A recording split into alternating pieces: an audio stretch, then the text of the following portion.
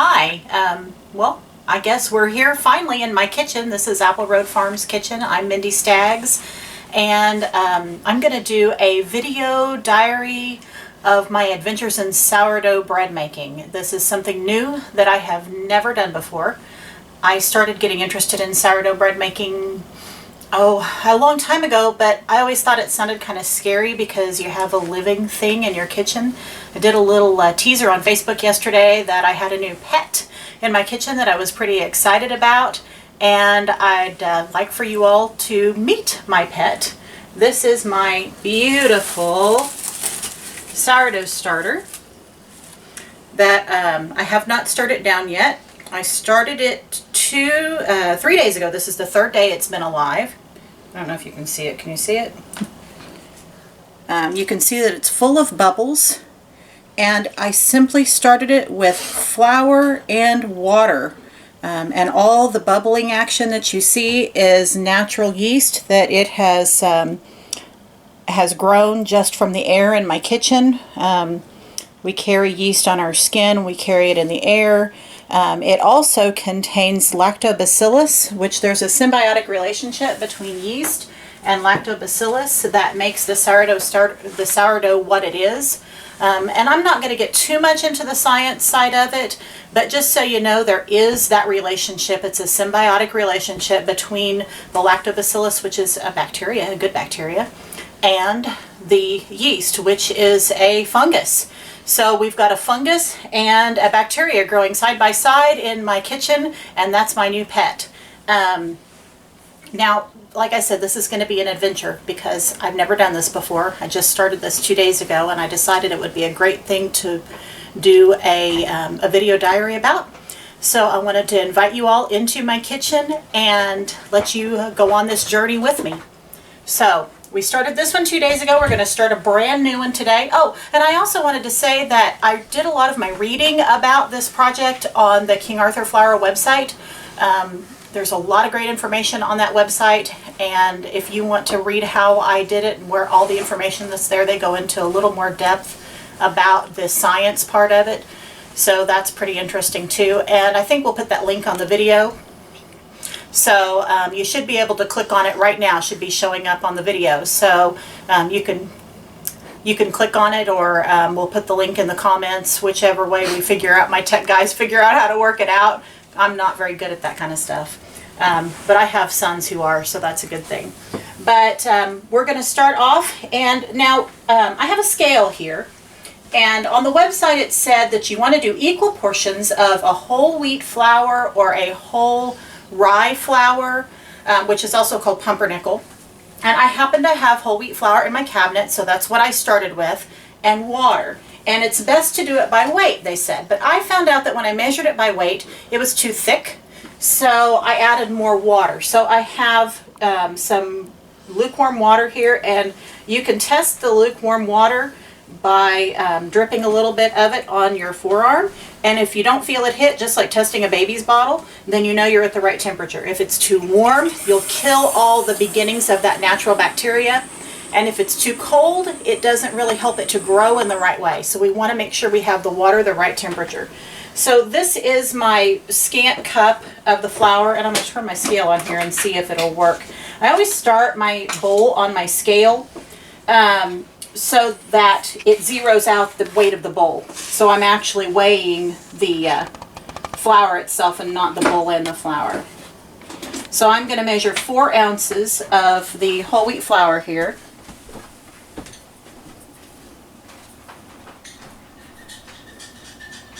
Yeah, we got 4.1. Nah, a tenth of an ounce isn't going to hurt anything. And we're going to also add 4 ounces of the water. So when I get to 8, or just a little over 8, that's where I need to stop. And we'll stir it together, and we'll see if maybe I had something wrong with the way I measured last time. But I have a feeling that, oh, I got 8.2. So we got equal portions because we did 4.1 and 4.1 equals 8.2. I have a feeling that my flour, for some reason, has a little more gluten in it than maybe what they used in their website. And I'm not using the King Arthur brand, so maybe there's something different about it. But I have a feeling that it's going to be too thick with this one too.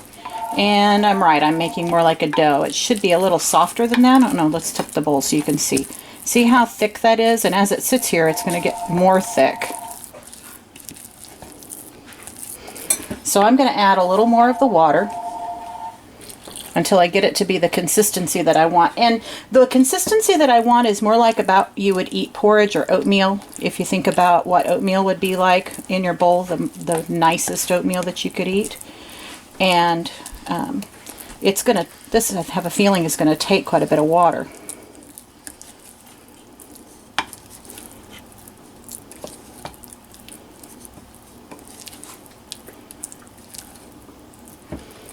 So that's kind of like oatmeal. Let's add just a teeny bit more just in case. I think I'd rather it be a little more on the wet side than too dry, because it'll have a tendency to dry out a little bit as it is. Okay, I like the way that looks. And then I'm just going to put a little covering of plastic wrap over it loosely, just to keep any dust and buggies or whatever else might happen to fly into my kitchen out of it, but not airtight. So we're going to leave that open. Now, every day, the very first day it's not going to grow a whole lot, but every day we have to remove part of the original starter, and they tell you to throw it away, but I don't throw anything away, or I try not to throw anything away. So I love that the King Arthur Flour website gave me some uses for the part of the starter that you're supposed to discard. Yesterday I made some wonderful whole wheat crackers with dried herbs and some garlic and butter and all that good stuff, and they're already gone. My kids have eaten them, so, and I ate a few too. But today I'm going to make sourdough waffles from the discarded part of my starter. So I'm going to feed my starter today, and I start feeding my starter by taking out part of it. And the first thing I'm going to do is stir this down so we get all the bubbles out of it and kind of mix in the liquid that's separated to the bottom. Isn't that pretty? And it smells like yeast. I can't believe after 2 days that this is already bubbling, like I put yeast in it, and all I put in it was flour and water. So all of that yeast is natural. It smells like sourdough already. So I'm going to take out, and I've got this, I started this in my measuring cup that has the marks on the side, so I can take out, look at all that, look at that. It's like already like gluten formed in it. So I'm going to take out part of it, and I'm going to leave a half of a cup in the bottom of here. And that's why I put it in my measuring cup, so we could leave a half a cup in the bottom.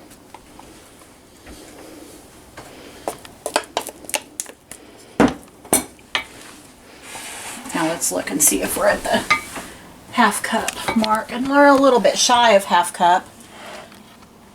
So I'm going to add just a little bit back to it. And the reason that we take out part of it, it has to do with the acid-base balance. You get too much acidity going if you don't remove part. Plus, if you were to just keep adding flour to this every day, yeah, we're about half there. Maybe just a little smidge off of there. If you were to keep adding to this every day, pretty soon you'd have too much. Now, another thing you can do with this part of the starter is give it to a friend. Say, take it home, it's your pet, you can feed it every day. And then they can give part to the other one. That's kind of how the Amish friendship bread works, if you guys have ever participated in that. Now that I have this separated out, I'm going to feed this. This is going to be my starter that I keep, and this is going to be my discard portion, which I'm going to make waffle batter out of. So I'm going to add a scant cup of all-purpose flour to it, and a half cup of, they say cool water. You can also go up to lukewarm if it's cool in your kitchen. You want to keep this at about 70-ish degrees. If it's much cooler than that, it gets a little bit too acidic, so or it won't grow, one or the other. So if it is, you can watch me stir that around. If it's cool in your house, if you only set your thermostat at like 65, you're going to need to find a place maybe closer to your stove or the top of your refrigerator or by one of your vents where it's going to stay warmer. But my kitchen stays about 70 or so. My thermostat's set on 75 in my living room, so my kitchen's a little cooler. But I cook in here a lot, so I keep it warmer just by cooking. So I want to make sure I get all that flour moistened. and kind of mixed in really good. And you can tell it's already bubbling. It loves that. It's like yum food.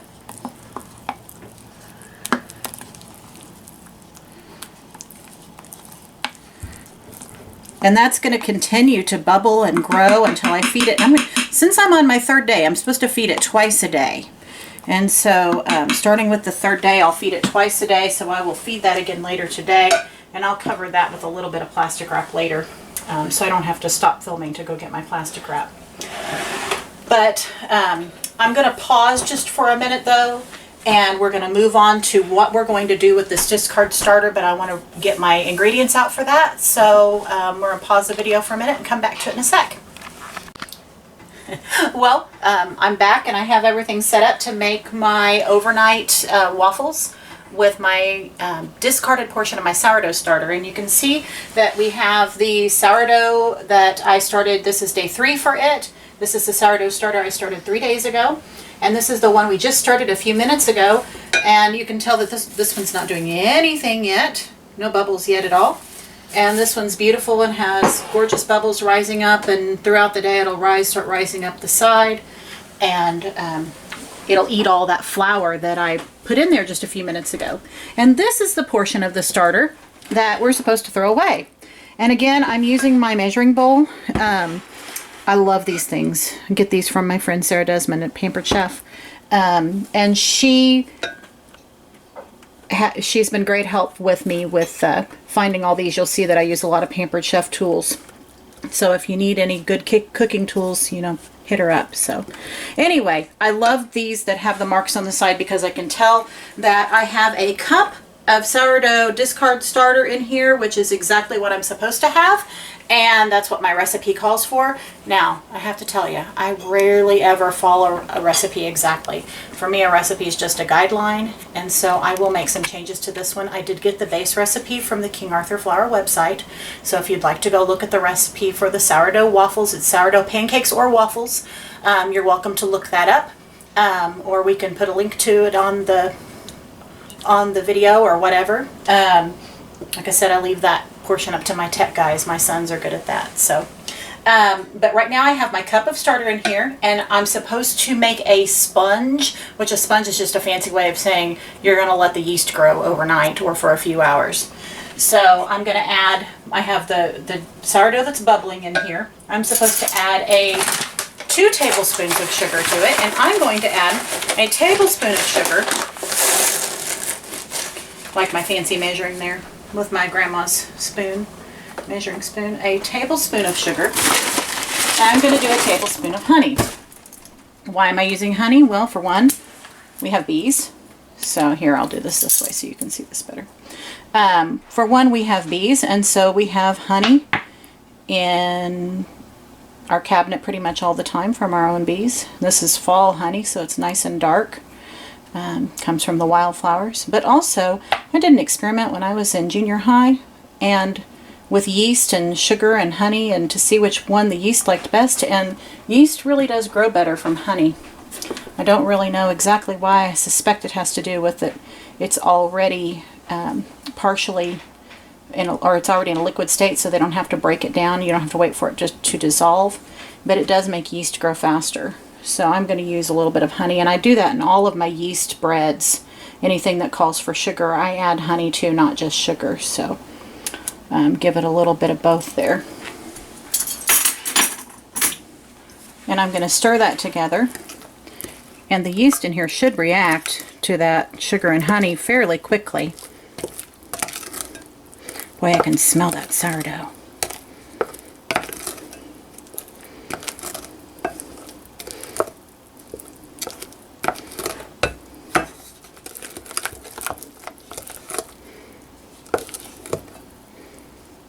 Might not be able to see it, but you can smell it. And then 2 cups of buttermilk. And I'm going to alternate my buttermilk and my flour as I'm adding this. So I'm going to add a little bit of buttermilk and then just a little bit of flour.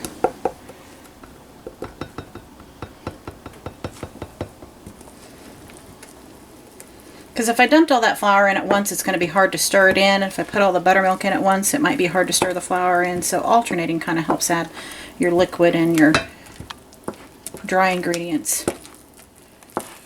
Makes them blend a little bit better.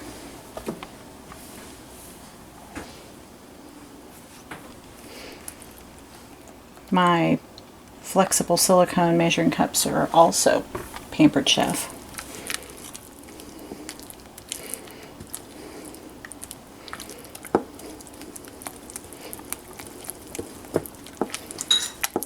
Ooh, look at the bubbles.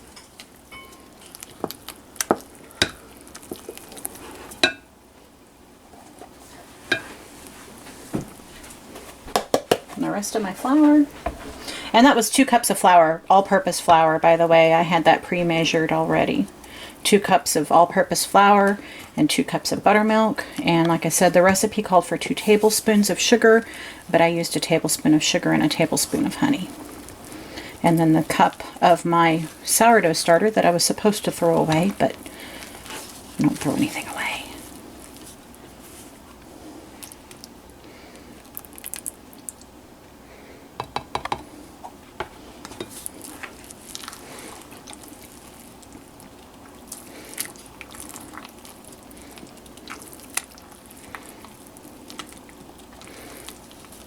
Now, yes, there is a little bit of the whole wheat flour that's still showing up in here, and you can see that.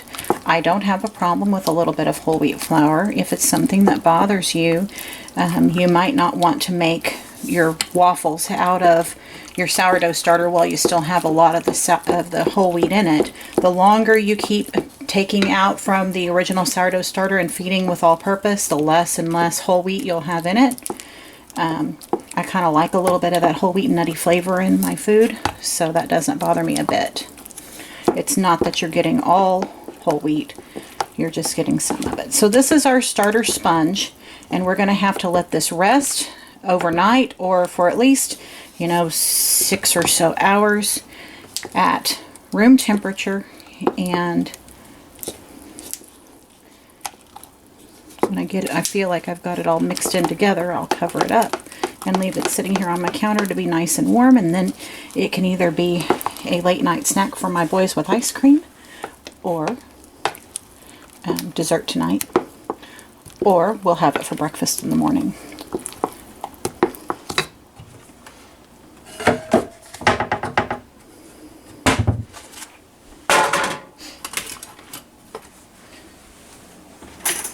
So I'm going to put the lid on this and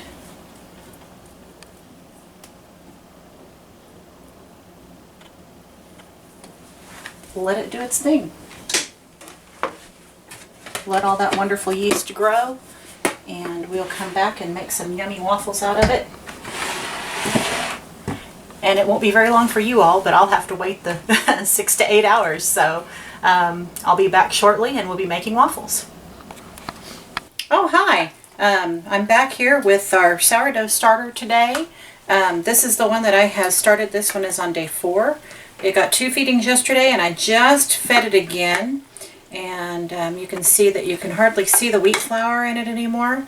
You can see a few little grains of wheat flour. It's nice and thick. It's already starting to bubble up, which tells me that it likes that I fed it. And this is the one that we started yesterday. Look at the bubbles.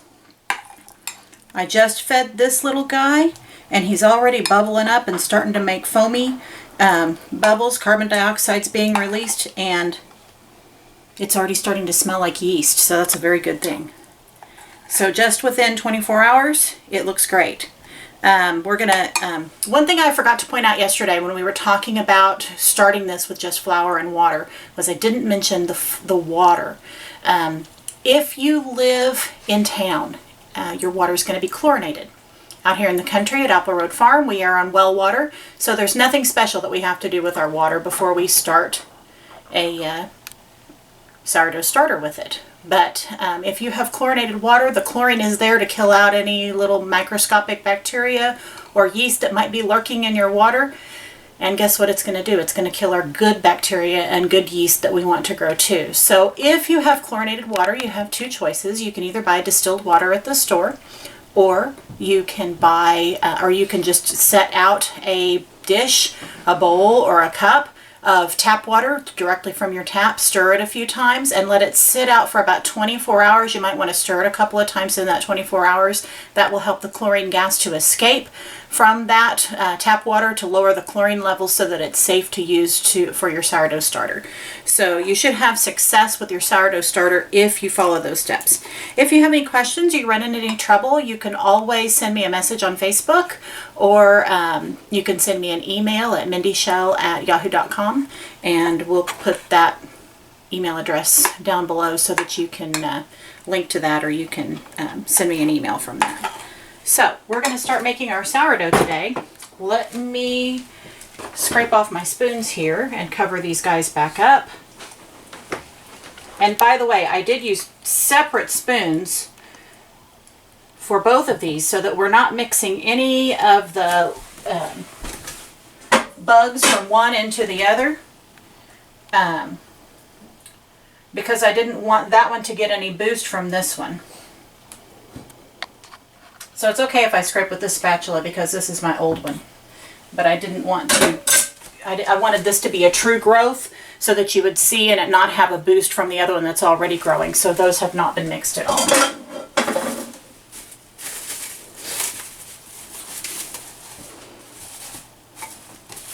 And this would be the part that I discarded. Both of those are together.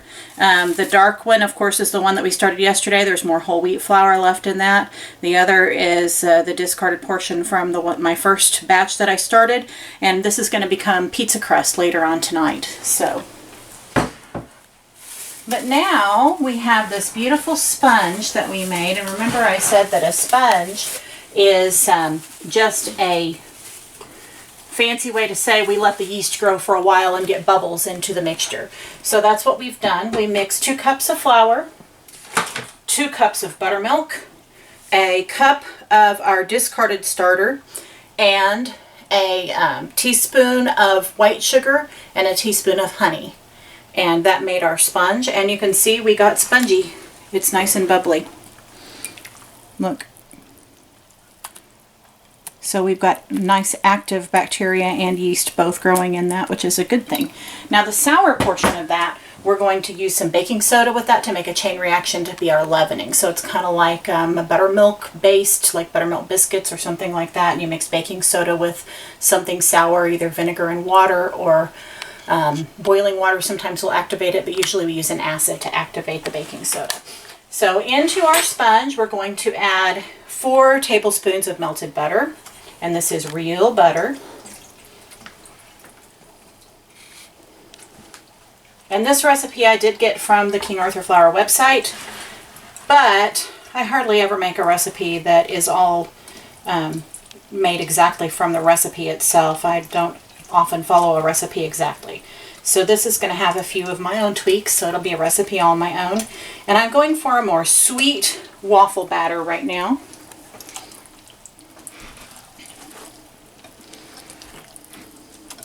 Hey Corin, get me 2 eggs. I didn't get my eggs out.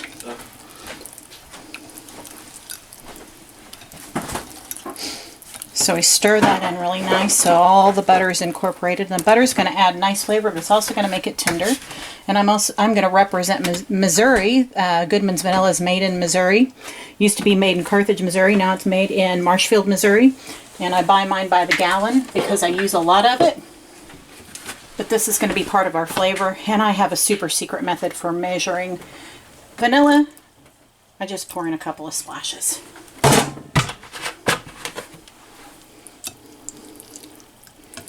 So these are going to be Belgian waffles. And so they're sourdough Belgian waffles, but like I said, I want them to be sweet because we are using this as a dessert waffle. My kids like their waffles a little on the sweet side. If you wanted to leave out the vanilla and the sugar altogether, not the sugar from the sponge, but the sugar I'm getting ready to add, you can absolutely do that and make it more savory. Be good with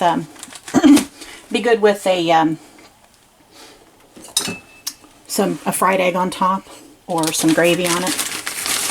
This is brown sugar, and because I want that dark caramely flavor that comes with brown sugar, since we're going to make this kind of taste like an ice cream cone, that's what I'm adding. And this is a 1/4 cup of brown sugar, and I didn't show you, but the way I measure brown sugar, because you always want to pack your brown sugar, is I scoop up in my bag and then I use my hand to, on the outside of the bag to press it down. Some people use a spoon, but I found this is easier for me because I buy my brown sugar in bags. So that's a little, like a rounded 1/4 cup is going to go in there.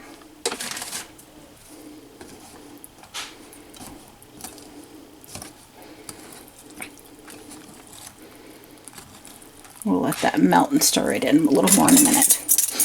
And then I also have a teaspoon of salt. The recipe, I think, calls for a 1/4 teaspoon, but since I'm adding sugar, I want a little more saltiness to offset that sweet taste. So we'll do a full teaspoon of salt. And then I also have a teaspoon of baking soda. Now, like I said, baking soda needs an activator.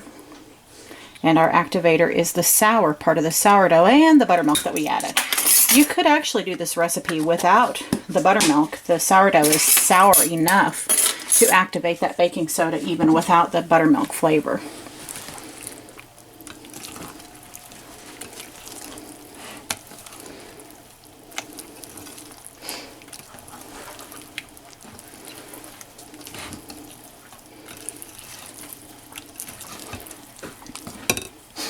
Now I'm going to add 2 eggs, and I always crack my eggs on the countertop rather than on the edge of the bowl. On the edge of the bowl can sometimes make that shatter, the eggshell shatter, and you'll end up with pieces of eggshell in whatever you're trying to put the egg into, and that's not necessarily a good thing. So always crack it first on your countertop. Now these eggs, I'm going to whisk them just a little bit here at the top of the batter to get them to start to break apart before I try to fold it all in. And I could do that in a separate bowl. I'm just saving myself a dish here.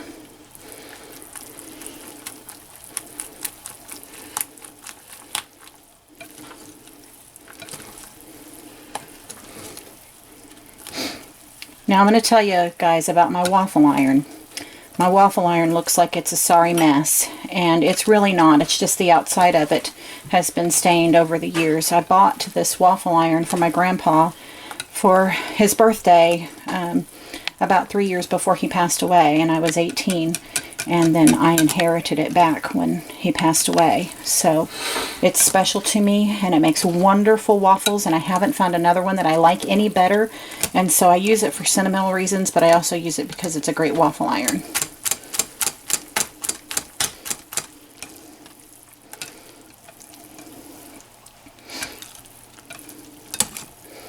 Alright, well, the last thing I'm going to do is taste this, because I want to make sure that I got all my flavors right and make sure I don't need to add any more sugar for the flavor that I'm going for.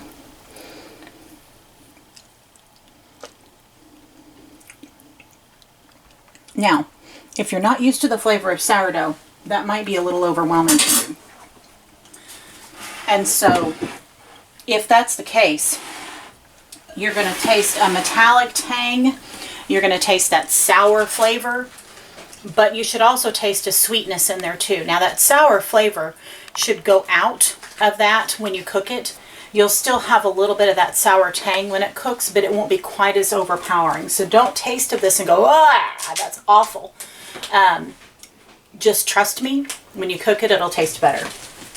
Okay, I always like to use a scoop to portion my batters with when I'm working with pancakes or waffles or muffins or whatever. And I have my waffle iron set from between dark and medium. I'm going to hit it with just a little bit of nonstick spray.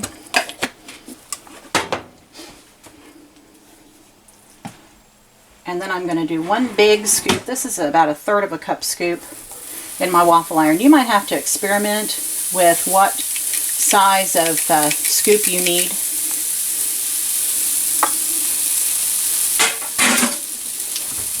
And then put the lid down. And you should be able to hear the sizzle. I don't know if you'll be able to hear it on the camera or not. I hope so. But you should be able to hear the sizzle, and if you look down right along the edge, you should be able to see the waffle iron start to lift just a tiny little bit. If we don't, we probably could add just a little more batter the next time.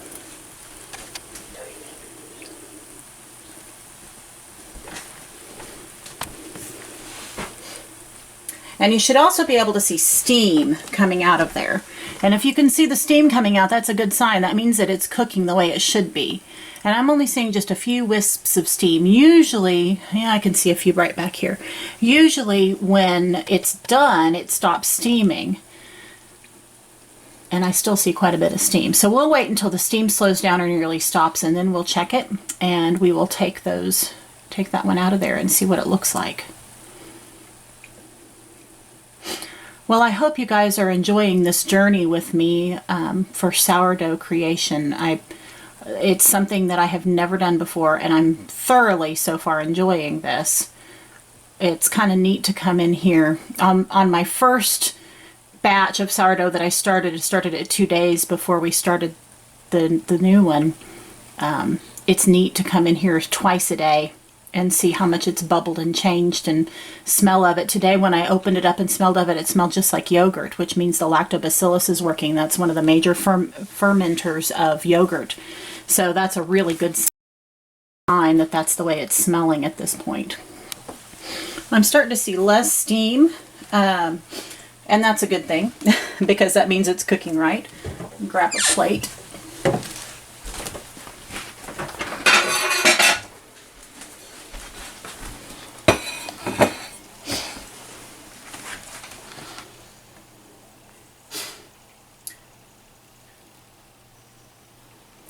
And we'll get my boys in here to taste of this. We'll let them give their opinion. All right, I think it's about time to check it. Oh, looky there. Now, I always use a fork to lift my waffles, but because this is a non-stick coating, I don't want to actually touch the non-stick with my fork. I use it to lift the edge of my waffle and then pick it up and move it to the plate, and it's gorgeous. And I think this next one I'm going to put in just a little bit more of a scoop here, because it's a little, not all the way to the edge. So let's do about a scoop and a half.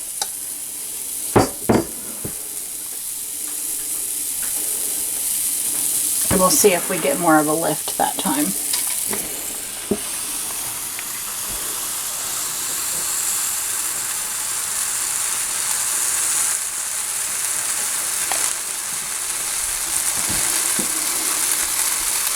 We can hear it coming to the edge.